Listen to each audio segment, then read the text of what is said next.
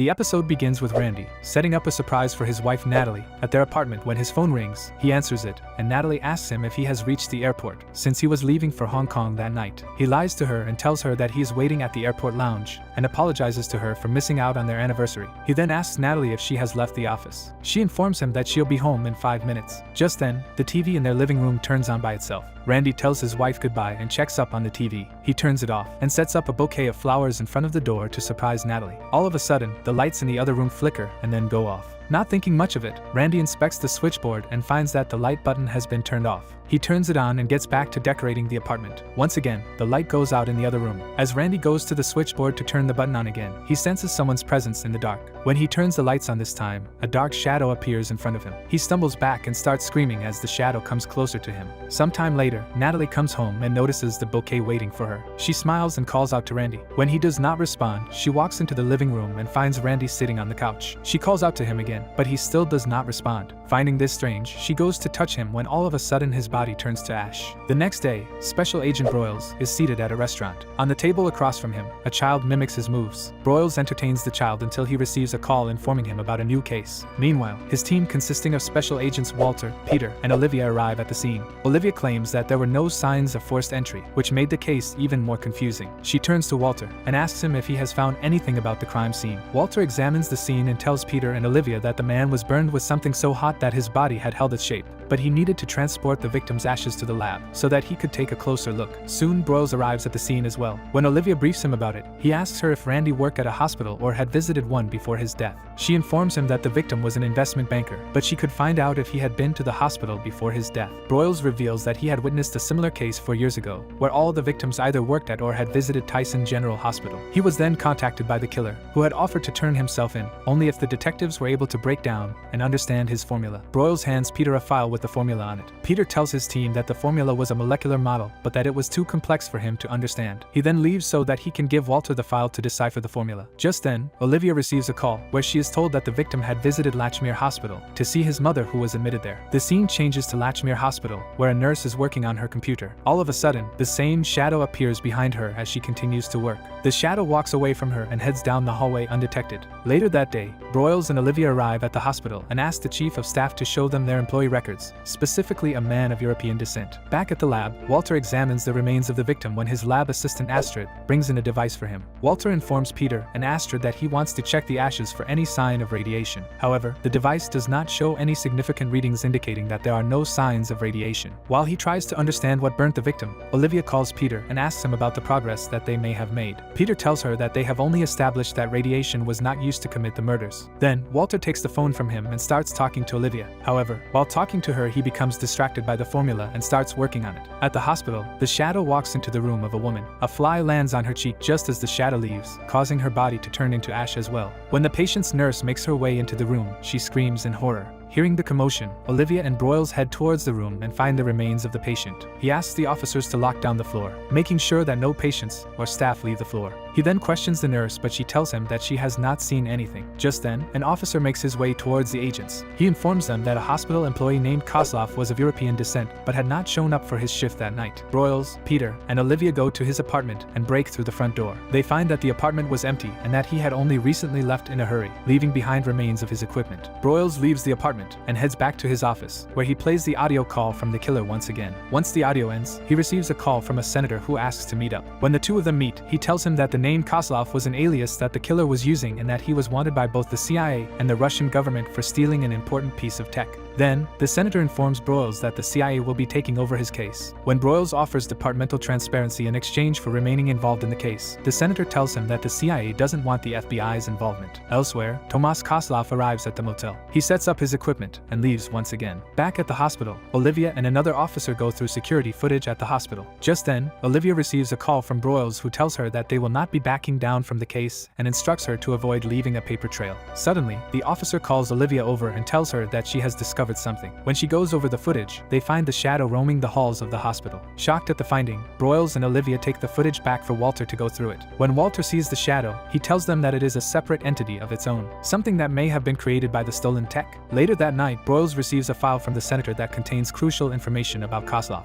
He informs Olivia and tells her that the file stated that Kozlov did not steal any tech, but rather his brother. His brother was sent to space on a mission, however it failed and he returned from the mission in a comatose state. This is why Kozlov had been working at the coma units in the hospitals, because he was moving his brother. Only this time his brother's body was still in Lachmere Hospital, which meant that he might be going to retrieve him. The two of them then gather a small team and head towards the hospital. Meanwhile, Walter informs Astrid and Peter that the shadow was passing through the patients' bodies in search of radiation, causing the bodies to disintegrate as it left. This meant that the entity was going after patients who had recently gone through radiation therapy. At the hospital, lights go off inside the coma ward. A nurse goes to manually check up on the patients. Kozlov shows up behind her and sedates her, so that he can unplug his brother and move him to the motel room. A few moments later, Broyles and Olivia arrive at the coma ward but find the sedated nurse and the missing body of Kozlov's brother. Then they head back to the lab, where Walter tells them that Kozlov's brother might have brought something back with him from outer space. An organism that was capable of projecting itself, without leaving the host's body and presenting itself in another form. At the motel, Kozlov hooks his brother up to machines while playing his answering machine. He listens to the voicemail left by Broyles, who tells him to call him back, since they have solved his formula. All of a sudden, the TV in the room turns on, alerting Kozlov of the shadow emerging. He immediately delivers a high-voltage current to his brother to contain the shadow. Once the shadow returns back to his brother's body, he stops the current and finds that his heart is still beating. Before he can be relieved, the shadow once again begins to emerge, forcing him to shock his brother again until the shadow disappears. At the lab, Astrid sets up a monitor so that they can track the phone call.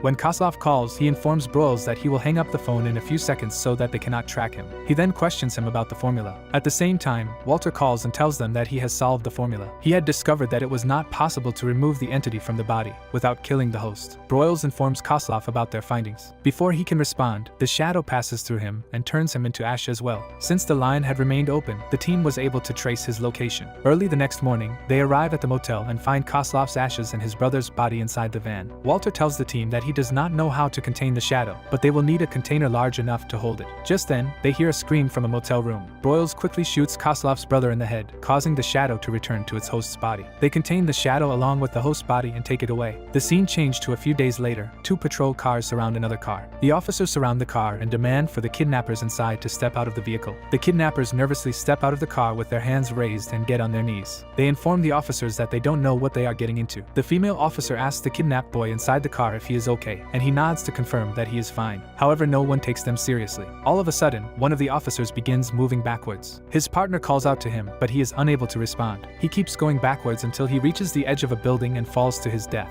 The other officers watch in horror, when all of a sudden the female officer shoots all of the police officers before shooting herself in the head. The next day, the FBI team shows up at the crime scene. They go through security footage and identify the young boy as a 15-year-old named Tyler. Then, Olivia informs Walter that the bodies of the officers are being transported to his lab. He tells her that he already has a theory on what happened. He deduces that hypnosis and mesmerism were probably involved in the crime. Then, Peter tells the team that he has found the boy's father, Dr. Carson, who worked at a company called Massive Dynamic. The team makes their way to their office building where they meet with Dr. Carson and Nina Sharp. Olivia questions Dr. Carson and asks him why he did not contact the police. He tells her that he did not even know that his son had been kidnapped until the kidnappers called him. He explained that the two of them had become estranged. Olivia then asks what the kidnappers told him. Dr. Carson tells her that they only asked him to wait for further instructions. Peter turns his attention towards Nina and asks her if she is sure that the two kidnappers were not her employees. She informs him that she cross-referenced their names across their employee database and found nothing, and they were not involved with her clients. Olivia concludes that the kidnappers might have been trying to extort secrets from the company, since Dr. Carson worked with highly sensitive information regarding military aircraft. He also tells the agents that Tyler's mother died when he was very young, and the boy is entirely dependent on him. Hearing this, Walter walks out of the room.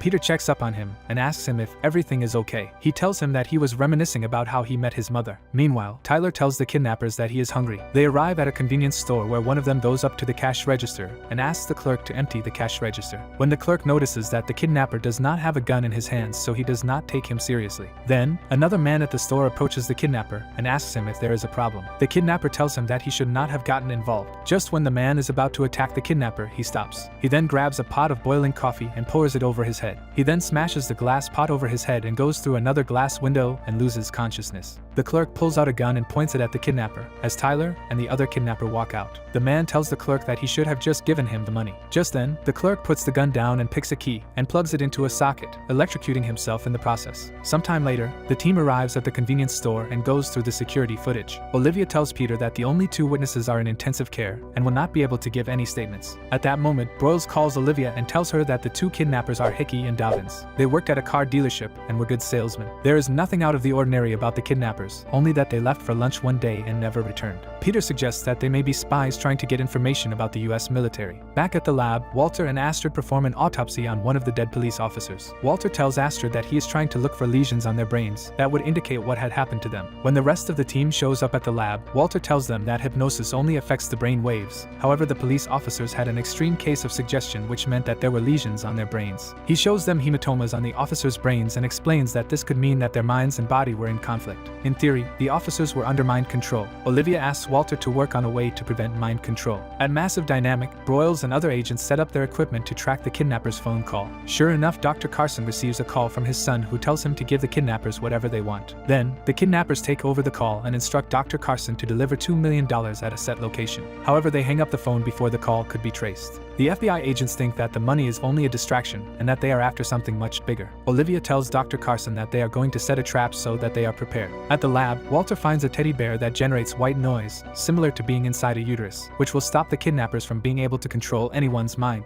Then, the team assembles a team and Walter gives them all headphones with white noise playing. He tells them that they will only be able to communicate with the team leader through microphones. Olivia advises them to shoot the kidnappers only if they have a clear shot. Everyone arrives at the location and takes their positions. Dr. Carson waits for the kidnappers to make contact and soon, a man walks out and snatches the briefcase from him. Olivia tells everyone to run after the suspect, when a car suddenly emerges from a warehouse and crashes, causing it to explode on impact. Olivia, who had fallen to get away from the car, gets up and enters the warehouse. There, she finds one of the kidnappers with a gun pointing under his chin. He asks her to help him. The scene changes to Walter and Peter. Peter notices the suspect running away with the briefcase and leaves, before asking Walter to stay in his position. He puts on his headphones and runs towards the suspect but immediately stops. He notices Tyler standing across from him. Tyler tells Peter to get rid of the headphones, since they are useless against his mind control. He then commands Peter to take him away in his car and Peter complies. Back at the warehouse, Olivia asks the officers to keep looking for Tyler. Just then, Walter comes up to her and asks her where Peter is. The kidnapper tells the agents that Tyler made them do everything that they had done, and that Peter might be in real danger. Meanwhile, Tyler tells Peter to stop fighting against his commands or he will continue to get headaches as his brain tries to catch up.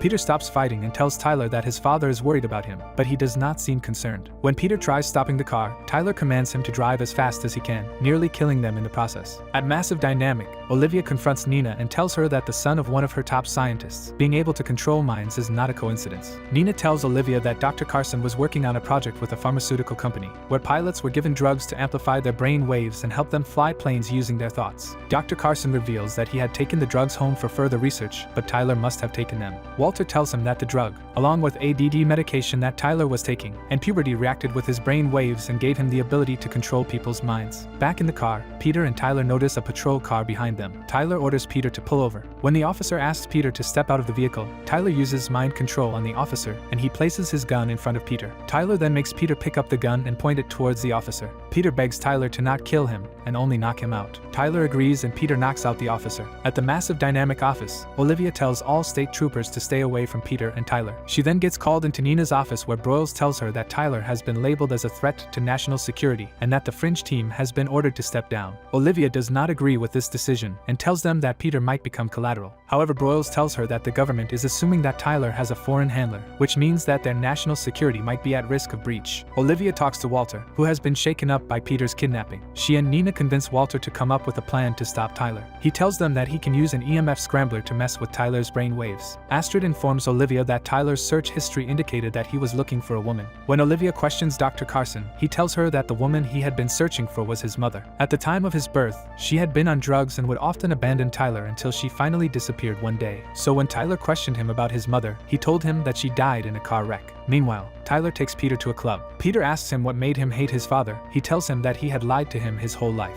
Peter tries telling him that his mother may not want to see him anymore, but this does not sit well with him, and he forces Peter to pick up a knife and almost stab his leg. The next morning, Olivia visits Walter and asks him if he has a plan on how to stop Tyler. He informs her that he is building an electromagnetic field that will scramble Tyler's brain waves and make him disoriented. This will give the agents a small window to take Tyler down. At the same time, Tyler and Peter arrive at his mother's house. There, he hugs her and then tells her that he blames his father for keeping the two of them away, and that they can now be together. She tries to tell Tyler that his father had not kept her away when her husband shows up. Tyler realizes that his mother does not want to leave because she now has a husband. He gets Peter to pick up a gun and point it towards his stepfather. At that moment, Olivia and Broyles arrive at the house. Broyles enters through the front door and tries to shock Tyler. However, Tyler manages to get up and gets Peter to shoot Broyles. He then makes Peter get back inside the car and start driving. Olivia, Astrid, and Walter chase after Peter and Tyler. Walter activates the electromagnetic field, causing Tyler to become disoriented and lose his control over Peter. Peter crashes the car so that Tyler can be caught. He is sedated and taken to the hospital. He waits for the effects of the drug to wear off so that he can lose the ability to control mind. This episode ends with Nina updating a man named Will about the Tyler mind control experiment. She tells him that the experiment was a success. However, she is shutting it down due to the heavy consequences of one of the Tylers losing control.